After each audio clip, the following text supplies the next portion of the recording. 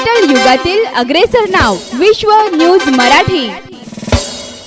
अक्कलकोट शहरातील पाणी टंचाईची परिस्थिती लक्षात घेऊन आमदार सचिन कल्याण शेट्टी यांच्या सूचनेनुसार नागरिकांना दिलासा देण्यासाठी शहरातील प्रत्येक वॉर्डात पाण्याचे टँकर सुरू करण्यात आले आहेत।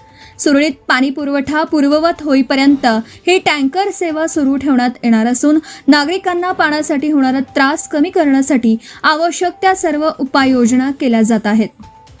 यावेळी नगराध्यक्ष मिलल कल्याण शेट्टी, उपनगराध्यक्ष ऋतुराज राठोड, मध्य मंडल अध्यक्ष प्रदीप पाटील, पक्षनेते यशवंत धोंगडे, भाजपा कार्यकारिणी सदस्य शिवशरण जोजन, जिल्हा परिषद सदस्य विकास बुळ्ळा, पंचायत समिती सदस्य विनोद मोरे, उत्तम वाघमारे, पाणी पुरवठा सभापती देविदास कवटगी, आरोग्य सभापती अविनाश मडिखांबे,